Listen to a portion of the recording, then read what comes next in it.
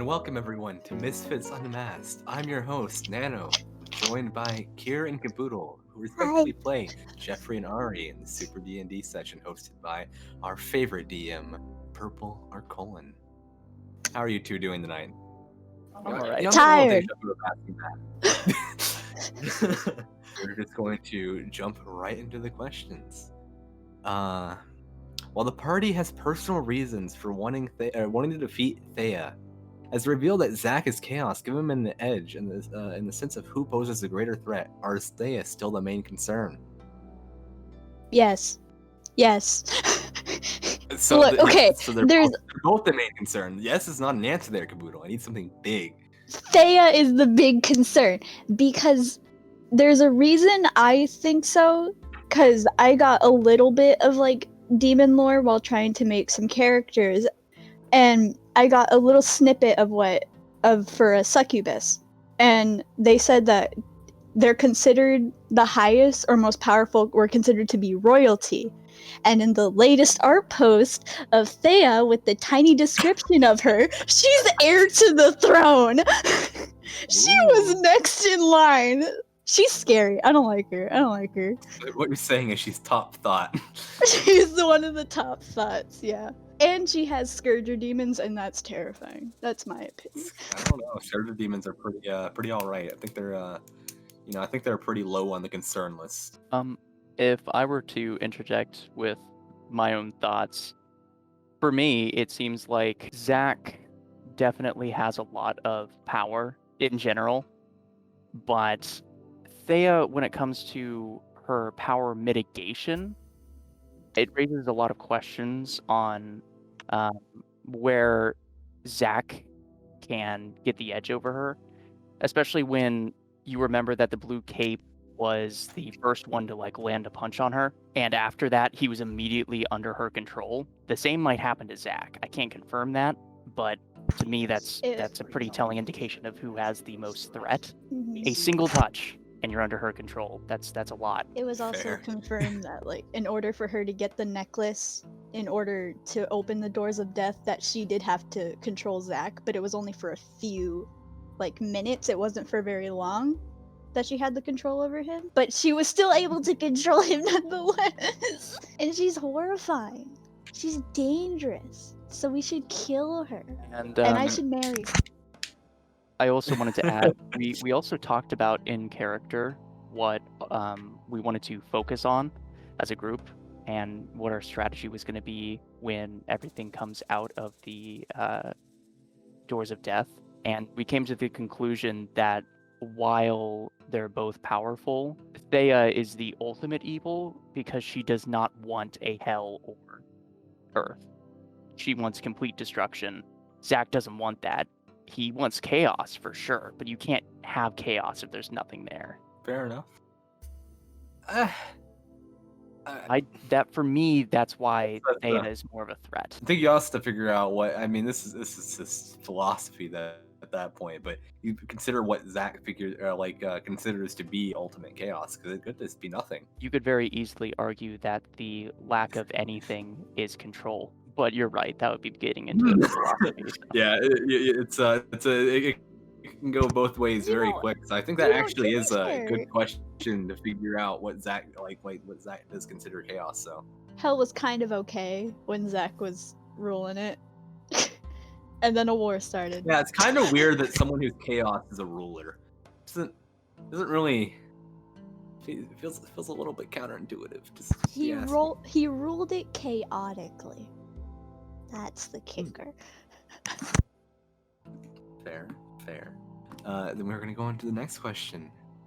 Now that some time has passed, how would you say the situation with Thea and Jeffrey's self-imprisonment affected him and Arya's relationship? That's a good question. I like the reaction on both your faces. I can start by stating, from at least my character's perspective, having Thea in his head for so long made it extremely difficult for Jeffrey and Arya to have any real moments, because the question was, is she still listening? Is she still there? And even after having her expelled from his body, the fear now is, will she go after Arya? Because that was the main thing that kept her from getting to Jeffrey in the first place, really. Obviously, he's a pretty strong-willed guy, but he literally went into hell to chase after Arya. And if that says anything, it says that he really cares for her. So I'd say right now they have a pretty strong relationship, but there's still a lot of fear surrounding how long it'll last. And that's exactly the same reason why he hasn't accepted Arya's proposal. How does Arya feel here? Yes. Yes. When Jeffrey was still had Thea in his head, Arya was very conflicted about what to do, because she wanted really badly to tell Ashley or Athena or like somebody in the party, but she knew kind of at the same time, or she had an assumption that he didn't want anybody to know for the fear of them getting hurt because of her or because of Jeffrey. And that was the one thing that was holding her back until Ashley literally had to force it out of her. It was...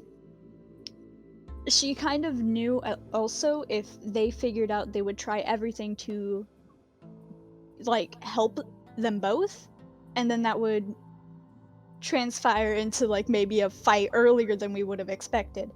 So at that time, she was just trying to be really supportive of Jeffrey and really like, you know, you're being mentally tortured for God knows how long, but I'm still here. You know, I'll give you some kisses and cuddles and hot cocoa. We'll make it all okay.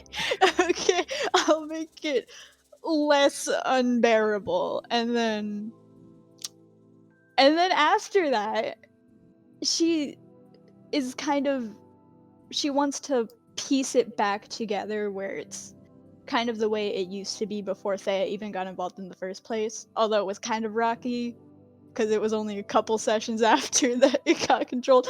But she wants they'll ever achieve that point? All right, we'll get back to you in like maybe when digital hits. Maybe in like good 15, 30 years, we'll probably get there. Oh, you're right. So whenever digital begins, okay, yeah.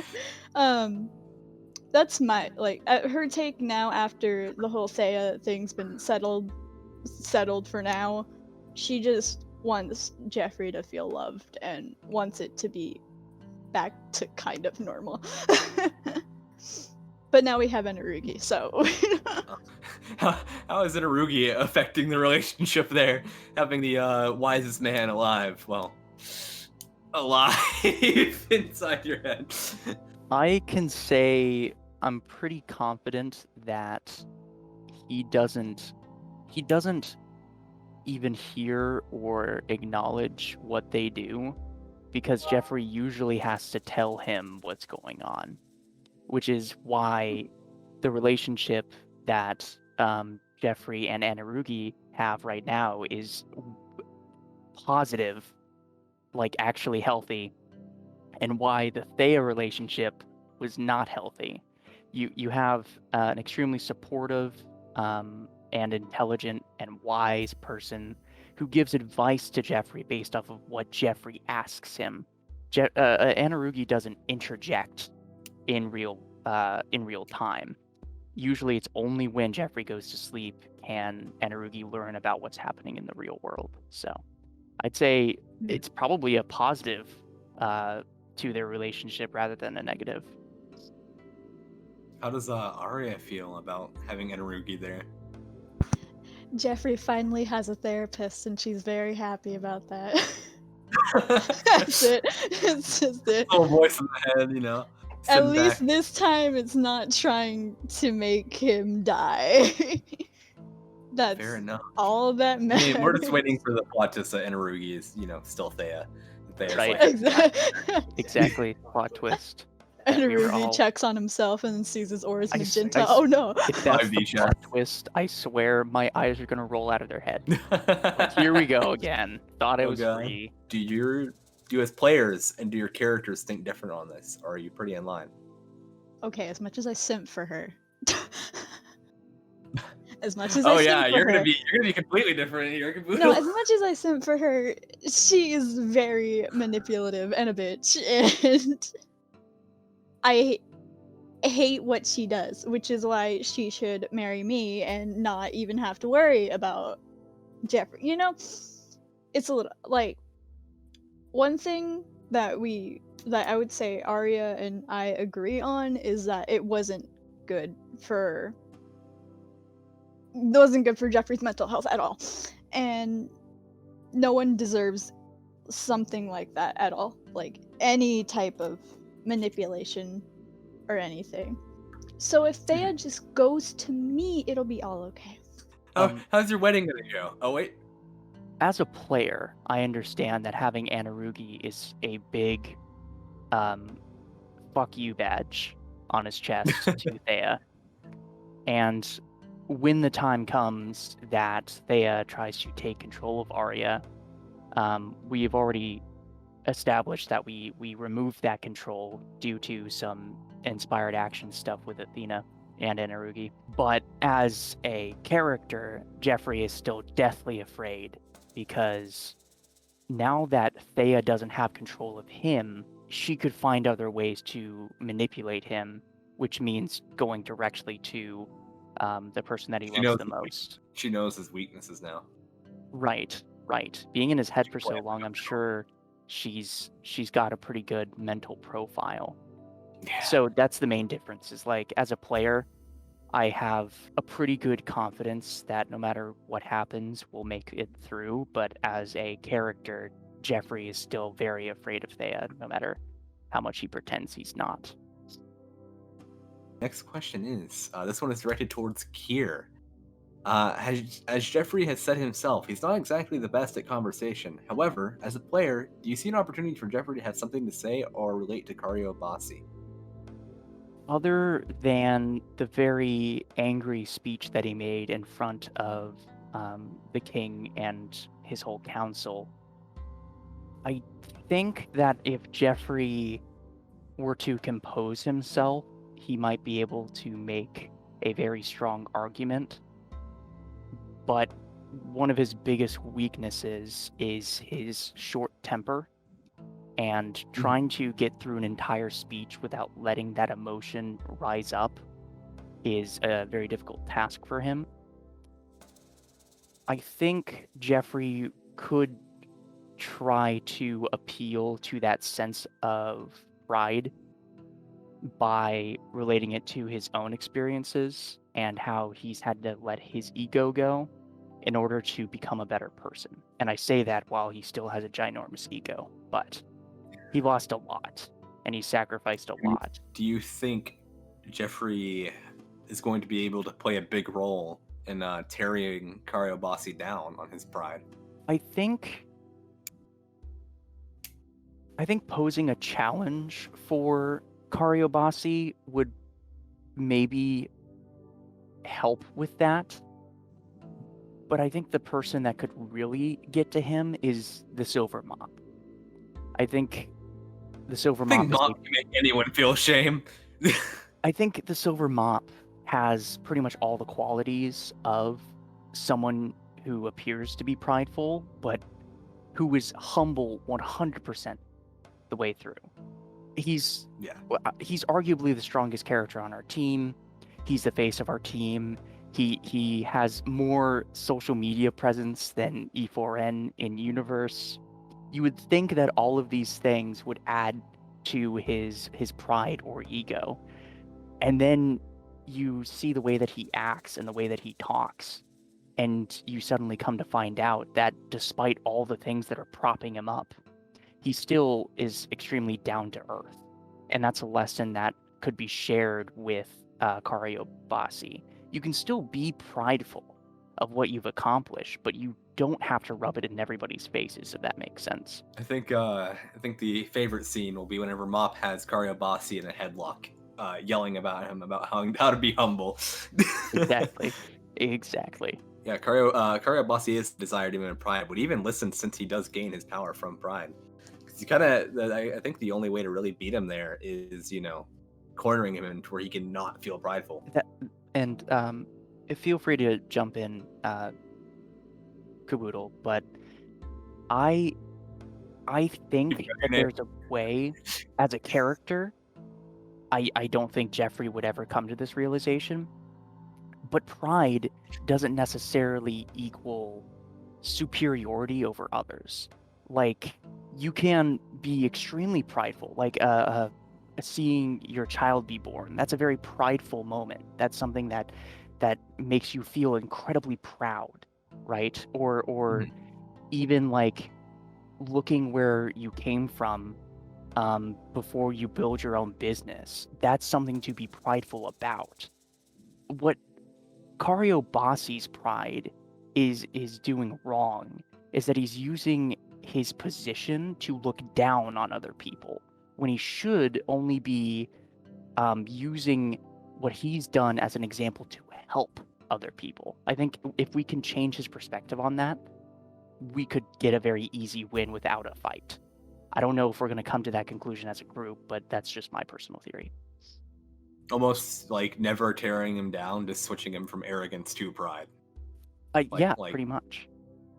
Like, just changing his perspective. I think we could do that. Boodle, what do you think on that? As the characters who their words literally hurt, how are you going to tear down Karyobasi? Man, I should have a vicious mockery. I'd say with Arya, she doesn't want to hurt, she wants to more help. So it's kind of like in how Kier's thing is, just try and maybe change him to be on our side.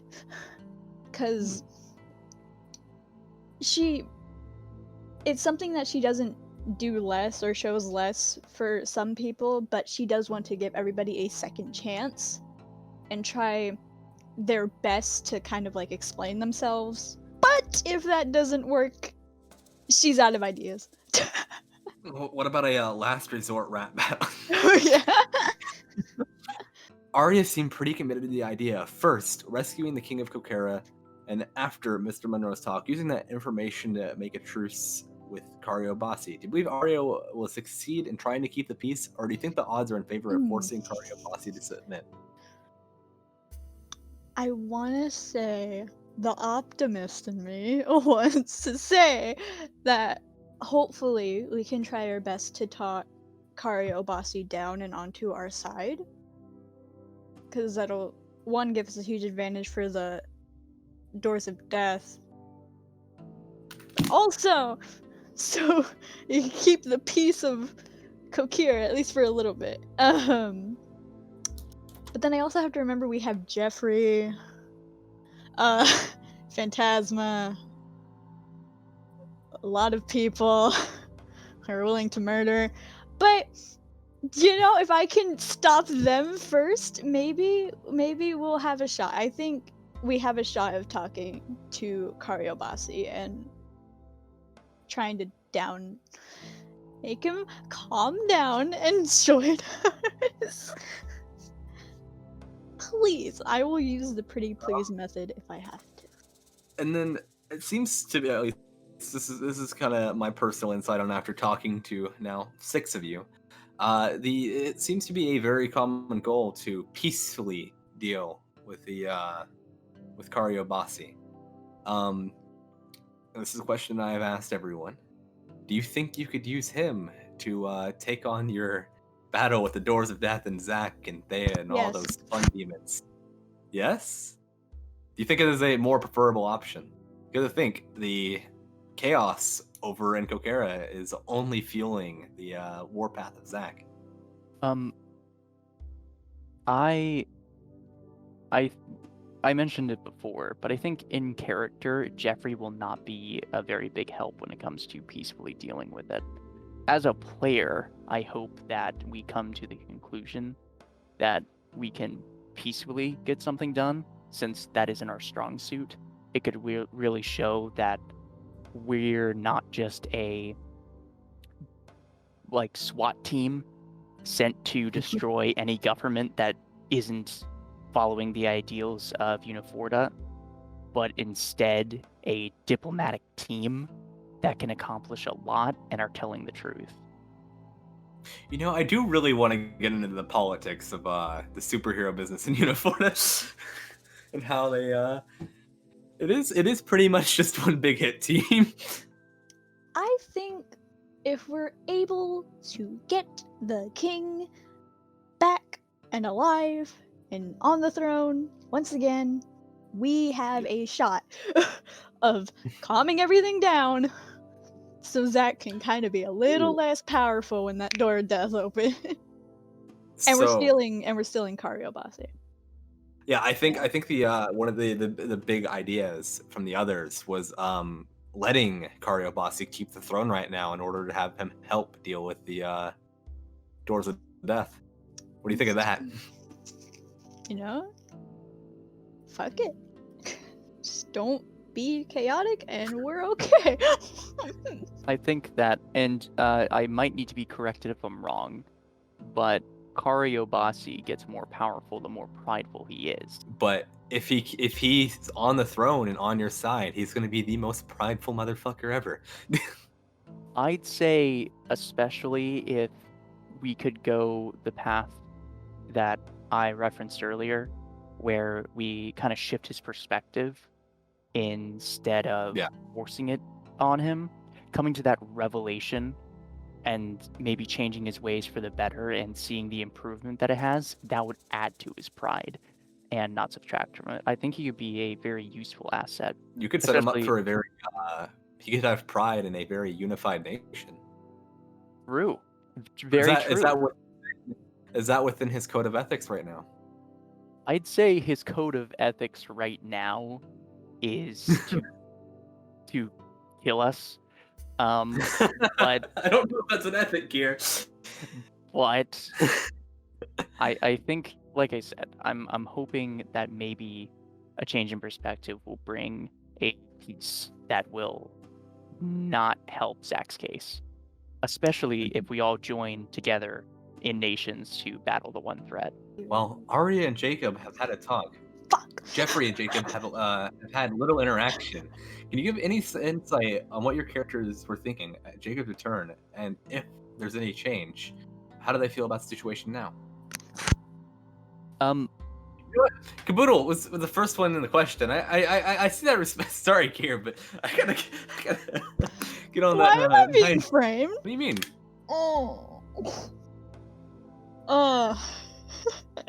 It's really awkward. When you first came back, Arya was really happy because Jacob's now back physically alive. She was so happy that he's finally here, you know, like physically. And then remembered that she was engaged to the other person. So that was fun. It was really pretty pog. Really awkward at first. I think both of them were at the understanding, like, shit, we kind of need to talk, but there's more shit to do, and also it's really, really awkward.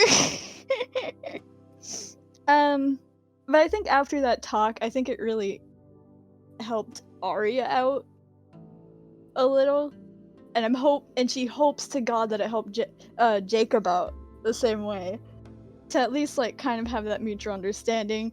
And she felt really hella guilty as well, because even though Jacob kept on bringing up the point that he did die and that she was able to move on, she still felt really bad because she was like, but you're right here. You know? Not dead. You're right. Your physical body may be gone, but I know you're mentally there watching, and I don't like it. But the physical body's back with the trident. So there is nothing gone now.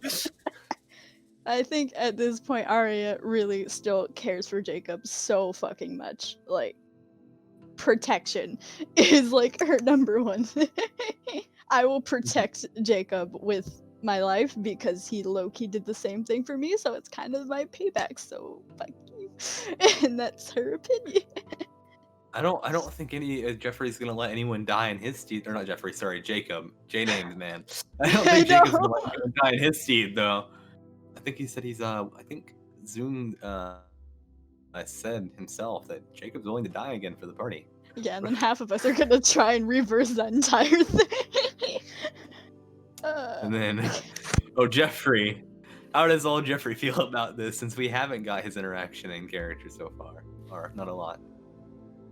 The reason that Jeffrey hasn't confronted Jacob other than the little time that we've had in game to have a conversation stems from his lack of knowledge that Jacob ever had a crush on Arya. And my memory is a little bit fuzzy from season 1 in general, especially since we weren't recording at that time. But even then, Jacob wasn't making it painfully obvious by any means that he had a crush. I think it became more obvious to Arya after the fact. Jeffrey right now is kind of in an ignorant bliss when it comes to the whole awkward situation.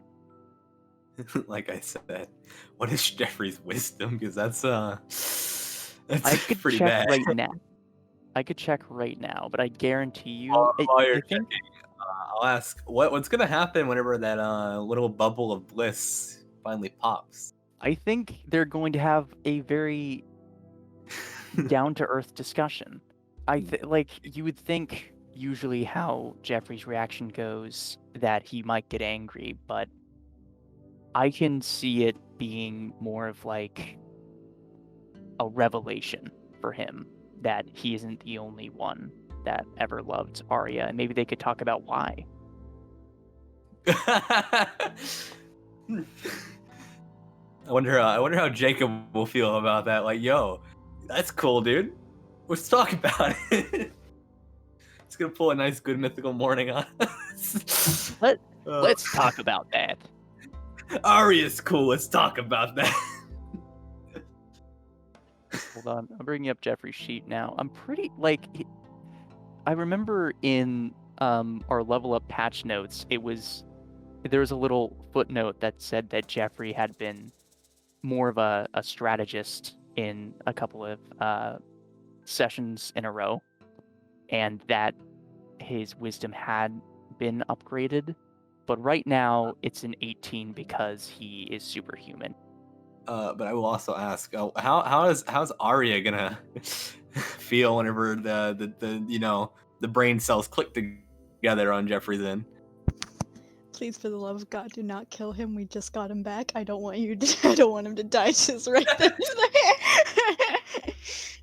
I almost wonder if whenever he tries to have a down to earth conversation, if Jacob's gonna be like, "Is this guy gonna kill me?" It's like I think a lot as fucked up as it is, a lot of our things, like if we have a conversation, we're all like, are we gonna die? Are we gonna die today? Should we sign our wills right now? He's gonna attack me. I feel like I think Jeffrey just has that aura too. That if he's talking to you peacefully, you feel like you're gonna die. He has just a threatening aura the entire time. It's not even funny. Something to piggyback off that is a lot of people think that he's bigger or taller than he actually is because of the way that he speaks in the game. But he's chilling at 5'8", and he weighs 228 pounds thanks to all of the musclies. But yeah. He's intimidating, but only because he's 5'8". Fuck you and your 5'8" character. There's nothing wrong with 5'8". 5'8's not short. Thank you very much. It's not short. It just you would assume that Jeffrey is taller because of the way that he talks. Fair enough. Okay, I got the elaboration. Is Jeffrey so willing to have a down-to-earth conversation with Jacob about Arya because Jeffrey cares about Arya so much? Definitely. Like, I can't. It definitely depends on how the revelation clicks. But the way that I'm picturing in my head is he has the connection. Oh, he has a crush.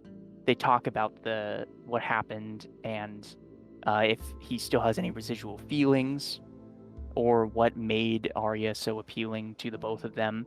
And then afterwards, Jeffrey goes to talk to Arya about it, see if she already knows, and maybe discuss which feelings she still has for Jacob, all that jazz.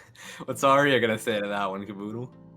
Or wait, no, you know what? Actually, we'll leave that little bit of fun for the session. Actually, Yeah. I wanna leave that one up in the air. So then with that, I will go on to the next question. Both the bullet train out of Kokera and the mountain climb proved some unique challenges and interactions. Among the many upcoming struggles, do you expect to have any more unorthodox problems and solutions to appear? I don't know. Because it's purple. I don't know how the technology works in his world. For all we know, like, they have a fucking mecha. It's like, we don't know what the world Is there has. Well, is there anything that you feel like that there's something that's in your sights right now that could really blindside you out of nowhere? Maybe something you don't think is a threat, or you know. The people of Kokira.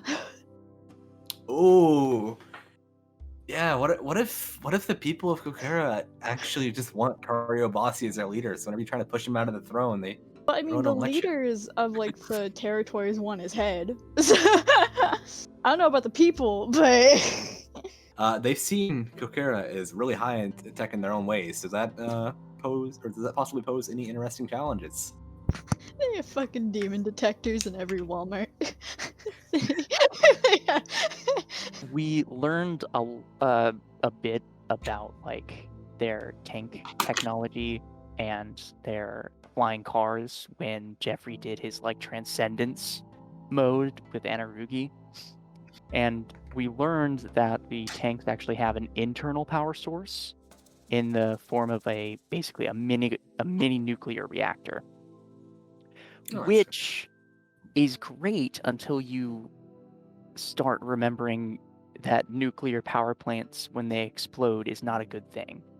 So unless they have some countermeasure built in, destroying the tanks doesn't seem like the best idea. Slowing down the tanks or immobilizing them, I mean, you destroy good one idea. tank, you destroy a nice big field of tanks at least. I guess so, but even still, I think the technology is going to aid us if we can get them to help in the Doors of Death. I think War would be specifically impressed with our human technology. He seems to have he seems to have War era technology of the past. I don't think we ever saw anything that was more present than maybe the Vietnam War. I'd say that's pretty accurate. That's scary. That's scary shit, bro. I mean, what if they had just used her mass control abilities to make everyone want Kariyobasi? Dude, that actually brings up a question. What if she can do that? Like, use other people she controlled and then have them touch other people, and then that lets her control through, like, What if connectivity. she puppets the people, all the leaders, and have them all go to Kariyobasi's side? See, even but the though more thing of is, it- we have all the elderly, so it's okay. Yeah, what if she converts the elderly? No, we kidnapped the elderly, so it's fine. Like, I'm just... It'll stop there. Yeah.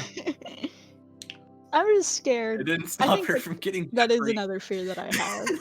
Is Thea able to control by other people? Hey, Puppet she wise. may have leveled up.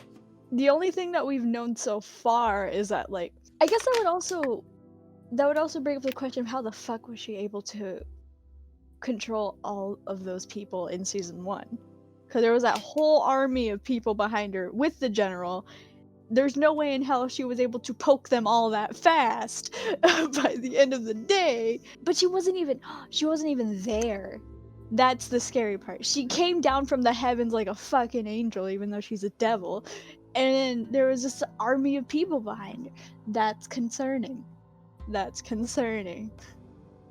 I'm diving into this. Sweet. Okay, now Kier, we got her on train, so the mountain train. For me, this question seems to lean towards the more kooky and zany solutions that we have, but a serious problem that we have right now that is coming up over the horizon is Thomas. Thomas has the ability to turn anything he touches into a grain of sand, and we can reverse that process using water. We figured that much out. But after killing him 2 or 3 times, I can't even remember now, he comes back. He just comes back. And we're going to have to find a way to prevent that from happening the next time. As far as I'm aware, right now he's siding with Zach. If what I'm hoping happens as a player happens in the game, we'll have Thomas on our side for a short time, just to get rid of Thea. His ability is extremely powerful, but I don't know. But that's a situation where I think I don't think Thomas can touch Thea, though, is the issue. Touching Thea is a bad idea. He can't, and that's why I think that would be the best opportunity to sort with him. And I don't know what our plan is right now. Obviously, you could argue, well, you could just put him somewhere or knock him out. But if he, even for a second, wakes up, I mean, he can turn his shackles into sand, turn the bars that are holding him into sand. He could turn the wall into sand for all I know. It's really a powerful ability. So also, we have the threat of Phantasma is going to kill him the second he sees him. We won't have time to negotiate because that bitch wants him dead really quick. Can you just put him like in a prison full of water, and then have like oxygen support going to him? So if he touches that, he dies. Oh wait, but him dying is a bad thing. Because yeah, that's an issue. We don't know how he keeps coming back. He just does. It might have been alluded to at some point, but we don't have a concrete answer. So that is an unorthodox solution that we're gonna need. How do Arya and Jeffrey feel about Thomas, as it is stated that Ashley and El Phantasma will kill him on site? Is it on site there too? Let's not. Please. Can we just... I know for a fact, maybe I can kind of hopefully convince Ashley to kind of at least let him live for like 2 minutes. Phantasma's the problem. That he really wants him dead, and that's scary. And okay, Arya only feels pity for him because of what Thomas told him to be his like backstory. Do I know it's true or not, considering he's a liar? I don't know. But she's going under the pretense that what he said was real, and that was his like real story before he went down to hell because he died. What? Thomas died? Nah. You're right. He didn't die. She just wants to give him a chance of redemption. Because she believes he's possibly a good person, because when they were down in hell, his plan was actually a kind of okay plan. You know, it was to get us okay, so then we can kill the hierarchy that Zach had, or like the control that Zach had in hell. By the way, we have breaking news. Caroline hates Thomas and is threatening the DM. Oh, I know. We know. But at the same time, it's like the way he went about it was wrong. The idea was okay. The process to get that idea was horrible. I feel like that's another very common thing among Purple's villains. They got the right stuff going on. He's misguided. And Arya wants to guide him on the right track. Will I be able to? Because of Phantasm? Google brings a really good point. He can't really die right now because the doors of death are open. Sure. Yes. You're gonna have to obliterate him pretty much. You need a hard removal. It's real. All right. Shame you ain't got one of those on Wednesday. No, don't say it. Jeffrey turned him into essentially a metal scarecrow, and he lived. Jeffrey tried to crush the car he was driving, and he lived. And now he's back again. Ooh. Wait, so I'm trying to remember. Wasn't it that Thomas didn't have a power, right? Or he didn't have a soul power. He only had the sand one, which he had to re-get after he lost it, right? I'm trying to remember if I have that correct. Sorry, it's a little bit shaky there. Yeah, no. Season 2 was a while ago. What if his soul power is not dying? Well, then that would make it pretty complicated. Then Ian got ripped off. Suck. And True. To point this out too, even if the doors of death didn't, prevent death, we would still find him back in hell. Like, trying to get rid of him means that we have to get rid of him in hell, and clearly he has some countermeasure to that. So, I don't know. Maybe we need to throw him into a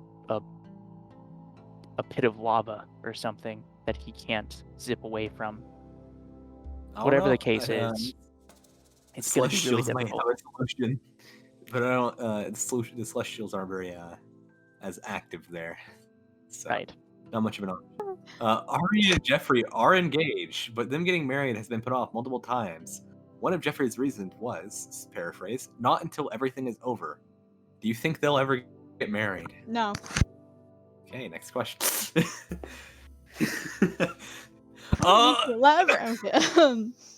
Okay. Arya has hope that everything will calm down and we'll be okay. But judging by every season, it's not gonna win.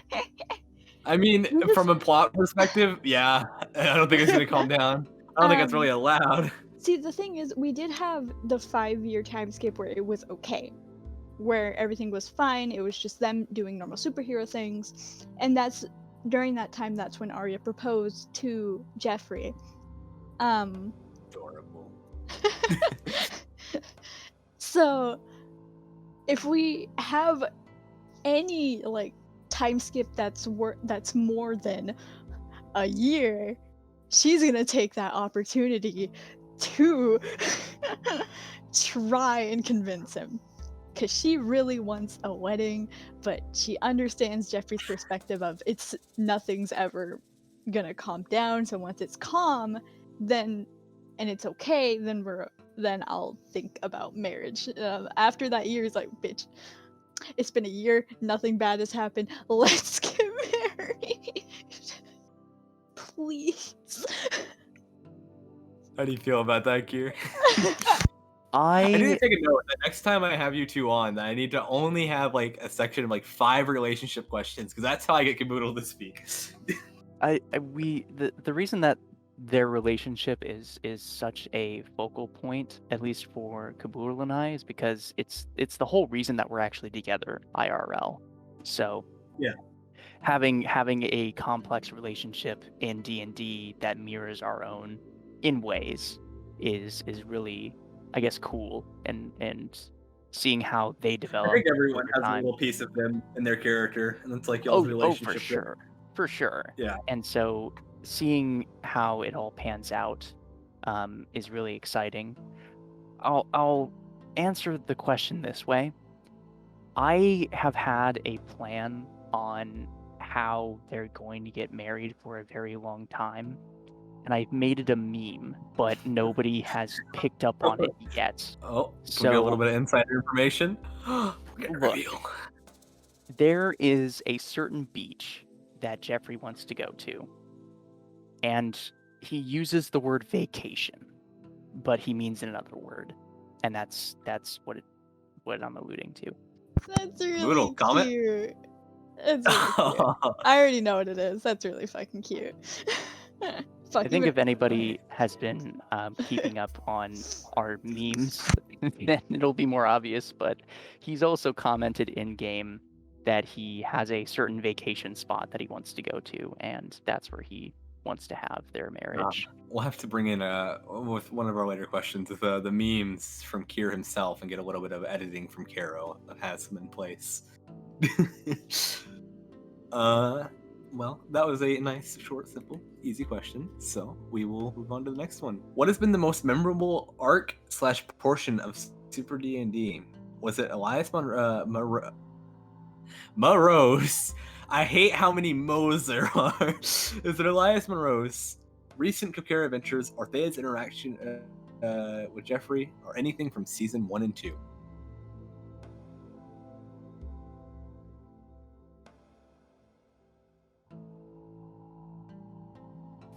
I'm going to let Caboodle think on this one.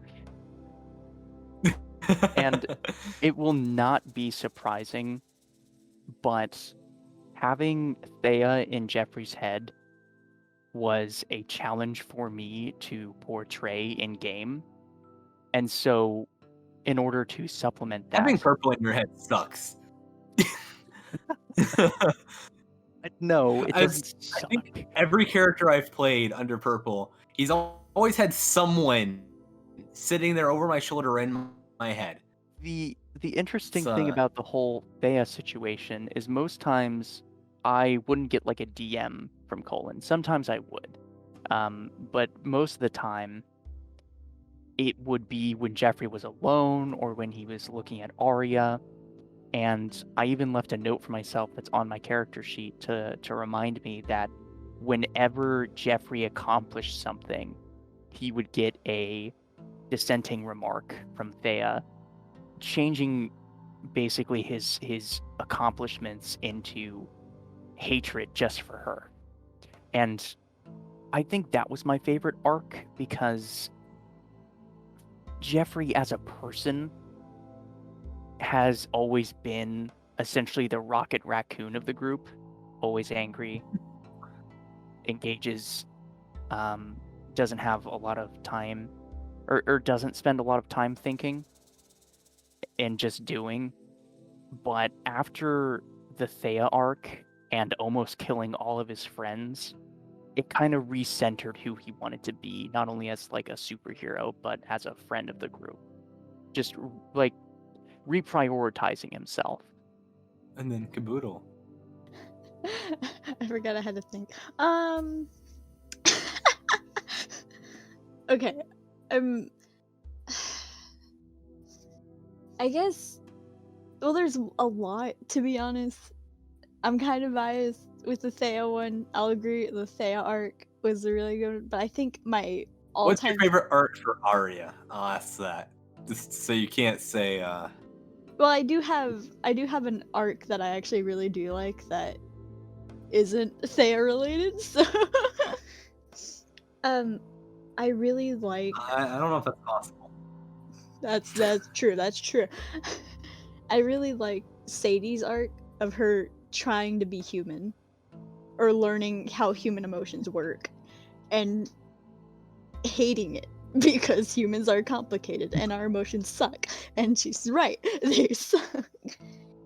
The thing that I like is that she's understanding human pain, but what I really want to work on for her is understand that there's also happiness too, and that's so what I wanted to. So I want her to be happy, and that doesn't involve her killing a person.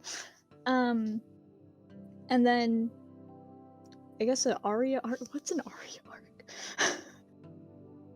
No, I like the Sadie arc. Now, how has what's the most substantial way that you think Arya's grown? Oh yeah, that was true. That was an arc. Sweetie's being supportive. Arya, how in season 1 there was a lot of like, when she met the party, there was a lot of like personal stuff that was going on with her, and she was mute. She chose to be mute because the very few times that she tried her yeah the very few times that she tried, her family would always demonize her for not talking like normally, like because she had a lisp and she didn't know how to pronounce some words because she was still used to hearing and learning, and so she remained mute because she thought everybody thought that way. So after Jeffrey kind of spoke up about it, she tried out talking, and seeing that people weren't actually mad at her for even just speaking made her like incredibly happy. And after being with Jeffrey for a long time, for many years, she starts to grow a backbone as well. I'm seeing a little bit of parallels here. I'm not, not gonna say to what. Just a certain person we know. I wonder who it is. So, fuck, what was I saying? Oh, she grew back to making more humorous quips at some people trying to be like Jeffrey, how he makes stupid remarks. Oh shit. And do you think this will help with her rap battle against Karyobasi? No. Ah. I'm not having a rap battle with Karyobasi. No, I'm not. Having a rap battle. No, I'm not. You're having a rap battle with Karyobasi. No, I will probably sing him a lullaby. I'm not singing a fucking rap battle. Having a rap battle. Can we get DM confirmation on there being a rap battle? That is there are quite a bit of parallels there. I'll point that out with the wonderful growth of Caboodle as well. We were talking about how we put a little bit of ourselves in our character. Has Arya ever had a talk with Sadie, or does she plan to do so? If not, yes, she was able to kind of convince Sadie to. There was one time when I forgot exactly what happened, but there was one time where Sadie kind of did the shut-in thing where she just gave up because emotions are complicated. Are there any future conversational plans for Sadie and Arya? Not a conversation, but I've been doing this with other characters, that I've been writing them letters of Arya expressing how she feels about them and how she's kind of concerned for most of them in various different ways, and she hasn't given one to Ian or Ashley or Sadie because that's the one has to think about the most, and then two, we haven't had time. We were in Kier. But she does. You're in the middle of a fight. You're good. Yeah, you're right. Yeah, you know what? Forget fighting. Go Karyobasi. We're just gonna write letters. She does plan to write a letter to Sadie and Ashley, expressing how she truly feels and just letting her know that she isn't alone. When Carol was on week 1 talking about Sadie, other people have different effects on talking to Sadie than Ashley would. Do you think for Sadie to grow, she'll need more outside perspective from Arya, Jeffrey, and the rest of the Misfits? The way I almost see it is kind of like Ian and Ashley being the parents here, and you guys are like the nice aunts and uncles. How do you hope to help your niece grow? For Jeffrey, it's a bit complicated, and it was pretty prevalent when they were talking about their plans to deal with the incoming residents of Hell through the Doors of Death. His opinion on demons are pretty negative overall, but as he has the right for them to be. Right. In Sadie's case, I don't think they've had any direct conversation because Sadie does not respect Jeffrey in any way. But if it came down to it and Ashley asked for some outside opinions, I think he'd be open to maybe share some insights on how humanity works or something like that. Is Uncle Jeffrey gonna have a nice long sit down, flip the chair around backwards like a youth counselor, talk to Sadie a little bit? Pretty much exactly that. Listen here, bud. I'm gonna tell you a story, so you might want to grab a cookie and some milk. How about you, Caboodle? I think Arya is probably gonna be like that loving niece that kind of, or aunt that kind of spoils the living shit out of their niece. You know, like, it's not with the things that she wants, like murder or pain. It's just love. I don't think those are things you can buy, hopefully. Actually, you kind of can. But we won't go on that. She wants Sadie to be happy. She really does. It's just she understands the fact that Sadie's new to this type of stuff.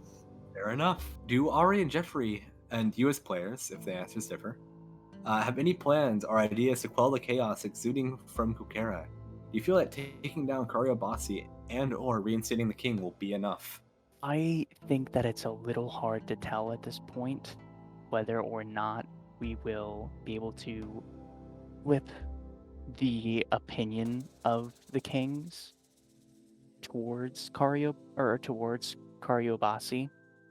I think if we're going off of what I was saying as a player that I want, if we're able to maybe shift his perspective on what he should be proud of, maybe if he starts giving back, or maybe if he changes the way that he operates the country, that might help his standing when it comes to the rest of the populace. What we're going to do about the actual king, who supposedly has his tongue cut out, I don't know. Sew it back in, man. I guess. You got medics. Right. We do have you don't need Ambrose. anything else. We do have Ambrose. It's like, grow a Easy new one, fix. bro. You can have a new tongue, and they like fingernails. You know, they come back, and then yeah. I guess I don't know if we really got a specific plan out of Arya. Does Arya have anything in particular she's gunning for on? I just want Karyobasi to be nice. I just want him to play nice. It's just, can we discuss this over tea, pretty please? Is that Arya's specific plan? Is that how she's gonna do it? She's gonna walk in there like, You know "Can we what? have Tea tea, calm everybody down. I'm gonna pull a fucking I don't- eye roll. I'm gonna just give tea and just talk. We'll be okay. I don't know if that's gonna do it. I really don't know. Have you tried? Boom. My plan is great. Actually, a plan, no, she really doesn't, because Arya's not a big planner, I guess. Her main She don't mission think. right now her main mission right now is just to talk Karyobasi down and then go from there. And then rap battle. No. What? Yeah. Anyway. No. Yeah. And then our big final question. This is the only one written by the audience. Our favorite, Kier and Caboodle. Do you have any particular art for your character that you liked the best? And then, while you guys are finding that art, what is your favorite thing about your character's significant other? This may be recency bias, but Steinar made a wonderful image of Jeffrey that I liked a lot, and I'll go ahead and post it. Steiner's got the talent for making nice, intimidating characters, I guess. I think the thing that I like the most is you get a sense of Jeffrey's intimidation. You got that Minecraft Steve drip. Right. No, seriously. If you like really think about it, Jeffrey is not dressed to be intimidating. He's not dressed, or his size or stature doesn't usually lead to, oh my gosh, this guy is so intimidating to be around. Really, it's just how he holds himself and the way that he talks. I think he really encapsulated that here. Obviously, I would say I love any art piece that anybody draws of Jeffrey, just because I love seeing my character in different people's art styles. But I'd say right now that's probably my favorite art piece. Kara also did a wonderful art piece, by the way, that is hanging up right over there, that has all of our team members together. Pull it down, bring it over. No. it has Jeffrey in his armor, and she designed it from scratch, and it's very unique, and I like it a lot. Purple words it insanely well there. He exudes intimidation as he doesn't try. I think if he was trying to be edgy and wear intimidating clothing, it wouldn't have the same effect. Yeah, I think that's a really good way to word it.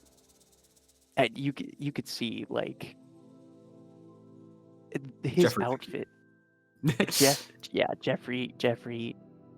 He could give you a really good hug, but with the ambiguous New York Boston accent and the bad, and like I was saying, the way he carries himself, you wouldn't think it. And then, how about you, Caboodle? What's that favorite piece of art for Arya? Well, I have two, but I can't show one. That works. The one. Why can't you show the other? There's a reason. So the one I did actually pick was by a person I watch on YouTube, and their name is Dulu. They opened up commission slots, and the prices were really well. And I really like their style, and I was like, I'll commission them, So I did, and it was so cute because it just shows happiness. That's what Arya is. Just happiness. And it's cute, and I really love their style so much. So I love it a lot. Is that who's gonna stop the Kukera conflict right there? Yes. That smile. Who can say no to that smile? The second half of the question you both just missed while uploading your art. What's your favorite thing about your character's significant other? Listen. It's a two-part question. I think for me personally, I like that Arya at surface level just seems to be a happy-go-lucky, naive, I guess, girl. Even if she is a woman, she acts very girly. When you get to the meat and potatoes of the character, you find a lot of depth. You sound so northern there. Hey, I'm from Ohio. We love our potatoes. I can tell. But when you really get into it, her character has just an insane amount of compassion for other people and empathy and sympathy with everything that she's gone through. I think if Arya was a person in real life, she would be she could win a Nobel Peace Prize with how much that she's done in the Super D&D universe. Yeah, Caboodle. Well, where do I begin? What's your favorite thing about Jeffrey? I love the voice. I love his accent a lot. I think the one thing I like about him the most would have to be, as weird as it sounds, his character development. Because he had he had an okay life, and then it went to a horrible life, and then it went to a worse life. And there was I'm not gonna spoil anything, but there was a choice that he had to make, and he didn't make it. And that was by far the best thing that he could have done for himself, because he found a loving family at this rate. We are all family, and he found someone that truly loves him despite knowing what he did. And I just love the fact that despite everything, he chose to stay. He's beautiful. He's a beautiful character. I think that's well said. And then do you want to answer from your character's perspective? Okay, you go first. I'd say in a similar vein, but different. The reason that Jeffrey was ever attracted to Arya was she encapsulated pretty much everything Jeffrey wasn't. And if you've heard the term opposites attract, I think in their case, it was very prevalent at the start of their relationship. Anytime that Jeffrey was too cynical or too angry or wasn't thinking things through, Arya would be there to comfort him, to show him that there's a different way to do things. And in reverse, when Arya was being too naive or was being a little too compassionate to the villains that we came across, he would be there to give the more logical side of things, maybe ethically. What do we consider our friend and what do we consider our foe? And I think together they make a really good yin and yang, and that's why they've stuck together for so long. Let's hear it, Caboodle. So, he's adorable. He has a great voice. He's really strong. He has beautiful Why am I getting a? eyes. Why am I getting a sense of deja? It's Caboodle this Ari. He's hard-headed, but okay enough to where we can smack him with the other idea and he'll be okay with it. You know, he's willing to talk things through. That's a lot. I'm pretty sure most things that hit Jeffrey just bounce off. Yeah. Willing to hear maybe another side. He tries his best. He tries his best. That's all that matters. Oh, I think the one thing that really made Arya truly love Jeffrey is that even finding out, because in the beginning she thought her self-worth was really low, and the fact that out of everybody that he was around at the time, that he chose her really stuck the nail in the coffin. Fuck, I mean something. Oh. Yeah, it's it. I was gonna give a really cheesy question of asking you two what you like about each other, but I'm pretty sure I got it all out of your fucking characters. Well, where do I could also mention that Caboodle's really good at art, so... Oh yeah, wait, kind of back to the art question. I do want to see a post or a picture, because I know each of you have drawn your characters, that you have drawn of your characters. That is a personal request from me. Alrighty.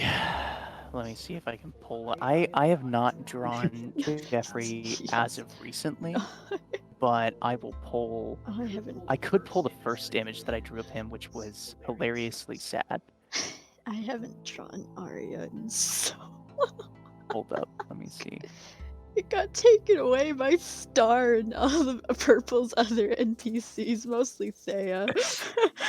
Actually, you know what? Give me a second. I'm gonna go to 90% Thea. It's 90% Thea, and then I'm the gonna go rest to the of it Google is Drive and see his if I can find it. NPCs. I think the most recent one I did was Villain Arya. Yeah, it was Villain Arya. Villain Arya. Very small nose. It really is a small nose. We used to post all of our fan art in That's what we there. were supposed to do. And I think we probably could do a revamp of that, just so that we have it all in one place and we don't have to go searching for it.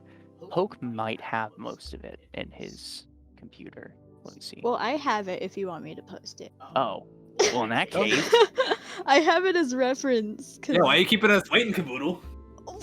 Oh, perfect.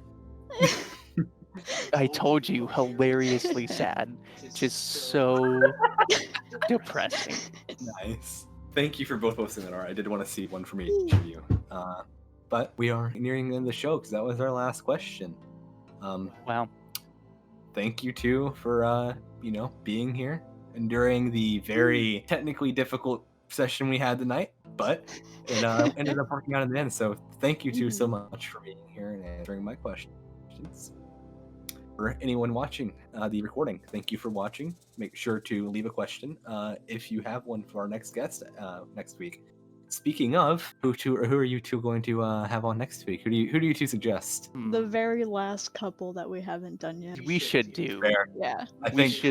We should do Costi and Poke. Make sure if you have any questions and you're watching this on YouTube to leave those questions in there. Make sure to like and subscribe and to go check out Super D&D on Twitch. It is back to streaming on... we're back to streaming on Sundays now, right?